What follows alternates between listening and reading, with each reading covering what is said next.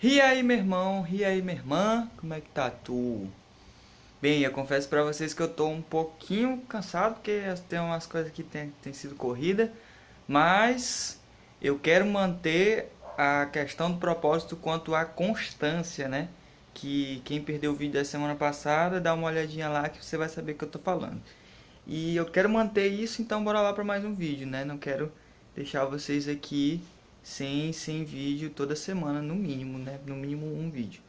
E então, esse sábado agora, dia 8 de agosto, foi comemorado o Dia Nacional do Jovem Assembleiano, cara. Eu pensava que era uma coisa assim, a nível só de município ou estado, mas não, é o Brasil todo. E eu sou jovem assembleiano, se você não sabe, agora tá sabendo, tá? E eu sou jovem assembleiano desde que nasci. Nasci na Assembleia de Deus, fui criado nela, na escola dominical, na EBD. Na verdade, eu diria até muito bem criado nela. E só que, no entanto, eu fui crescendo, o tempo foi passando e a minha mente se abriu um pouco mais e eu fui observando alguns probleminhas, algumas coisinhas que aparentemente inofensivas, mas que me prejudicaram de certo modo. Me prejudicaram, eu tive muita dificuldade de sair dessas coisas, é, mas eu, pela graça de Deus, consegui, né? Mas eu queria relatar, conversar um pouco com vocês sobre essas coisas. Por exemplo, o jovem assembleiano, eu percebo que tem uma busca muito realmente forte, né? Sincera por santidade. E eu vejo muito santidade, o pessoal falando que nós devemos ter santidade, os líderes falando para os jovens. E também eu vejo, por exemplo, coisas do tipo: nós temos que ler muito a Bíblia, nós temos que orar muito, nós temos que evangelizar e nós temos que usar certas roupas e tudo mais, e por aí vai. E daí muito se cobra, muito se fala nesse assunto, mas infelizmente o que a gente vê é pouco resultado. No que se refere a ler a Bíblia, às vezes, principalmente o jovem assembleano, deixa muito a desejar. Eu digo isso porque eu tive muita dificuldade para ler a Bíblia por completo, para ler a Bíblia direitinho. E por muito tempo na nossa igreja, teve uma interpretação muito equivocada daquele versículo que diz assim: porque a letra mata, mas o espírito vivifica. E a letra queria dizer, tipo assim, se você estava lendo muito a Bíblia ou estudando muito, isso queria dizer que você estaria menos espiritual. Então você tem que, na verdade, alimentar o espírito, né? Mas enfim, é uma interpretação equivocada. Alimentar o espírito para que você não estude tanto, porque senão você vai ficar, você vai morrer, porque a letra de tanto estudar isso vai te matar. Tanto estudar a Bíblia isso vai te matar, vai te deixar menos espiritual. E não é assim, nós sabemos disso hoje.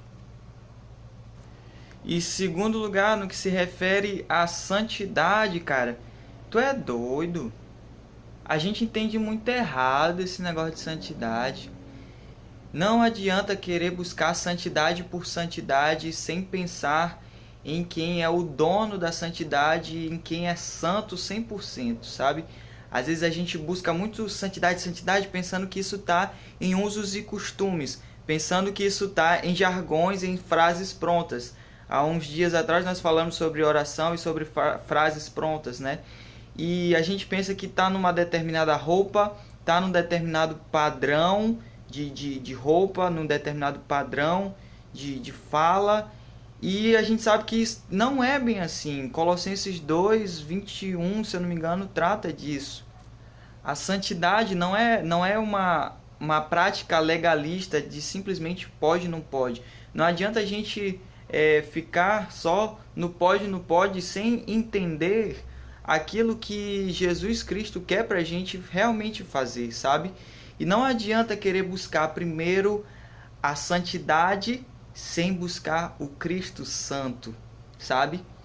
E tem até uma frase do A.W. Tozer que ele diz assim que a santidade não é o caminho a Jesus, mas sim Jesus é o caminho até a santidade. E o que a gente muitas vezes vê é o caminho inverso. As pessoas não têm relacionamento com Jesus, as pessoas não buscam conhecê-lo de fato, não buscam amá-lo e querem ter santidade por ter santidade, achando que só porque você botar um terno você pode pregar. Eu acho isso muito errado, me desculpe a ser direto, ser muito sincero, mas eu acho isso muito errado porque às vezes o jovem ele acha que ele não sabe pregar só porque ele não sabe falar daquele jeitão, meio que super poderoso, que infelizmente às vezes não passa de uma performance, infelizmente. Mas o jovem ele se inibe a pregar porque ele acha que ele não sabe, porque ele não tem um terno para usar no dia da pregação. Ele acha que evangelismo tem que ser só no dia que o líder dele marcar. Mas não, o evangelismo é uma prática diária que a gente faz todo dia, quando Jesus nos dá uma mensagem e toca o nosso coração para falar com alguma pessoa no nosso dia a dia, cara. Mas, enfim, eu estava falando que nós precisamos nos relacionar primeiro com Jesus e, em consequência disso, nós teremos santidade. Porque daí as coisas que a gente fará ou não fará vão ser de fato pensadas e não simplesmente porque o nosso líder de jovens mandou. Às vezes a gente cobra muito dos jovens que sejam isso, sejam aquilo, ou usem tal roupa para vocês serem mais santos e tal. Depois a gente fala sobre isso com mais detalhes, mas não é bem assim. Às vezes a gente cobra muito essas coisas externas, sabe? Quando o jovem está morrendo por dentro. Está morrendo em masturbação, está morrendo em pornografia, está morrendo em um monte de coisa, e sendo que a roupa não tem nada a ver naquele momento. E aí acaba que a gente não se aproxima dos jovens, não cria intimidade. Jesus chamava os discípulos de amigos. Então eu me recomendo, cara, às vezes para de fingir que é importante e abandona essas vestes de gente importante para se humilhar, para chegar mais perto dos pequeninos, para ajudar eles, para ajudar os jovens, para ver o que eles estão precisando, o que eles realmente estão precisando, cara. E aconselhar e falar: meu filho, não é assim, eu sei que você se sente muito culpado, mas isso pode sair, é um pecado grave, mas você pode se libertar pela graça de Deus, e ajudar nesse sentido, cara. Isso é o mais importante. A Assembleia de Deus, não sei se você sabe, mas ela é uma das igrejas que mais tem pessoas que aceitam a Jesus. Mas é também uma das igrejas que mais tem um número de evasão, de pessoas que abandonam a fé, que se desviam, digamos assim. Entende? Então, bora repensar o que a gente tem que fazer na nossa igreja. Eu não quero sair da minha igreja, porque eu vendo tantos problemas e vejo que pela graça de Deus eu consegui melhorar. Eu quero ajudar outros a melhorar também. Os jovens da minha idade, os jovens que estão passando pelos mesmos problemas que eu passei, eu quero ajudá-los também, sabe? E eu fico na minha igreja porque eu quero vê-la melhor. E para finalizar, eu quero deixar esse seguinte versículo: a vida eterna consiste em conhecer a Ti, o único Deus verdadeiro, e a Jesus Cristo a quem enviaste. Isso está em João 17,3. E também queria deixar Jó 42,5, que diz: antes eu te conhecia só de ouvir falar, mas agora eu te vejo com os meus próprios olhos. Que você, jovem assembleiano, possa realmente conhecer a Deus de verdade, pois nisso consiste a vida eterna.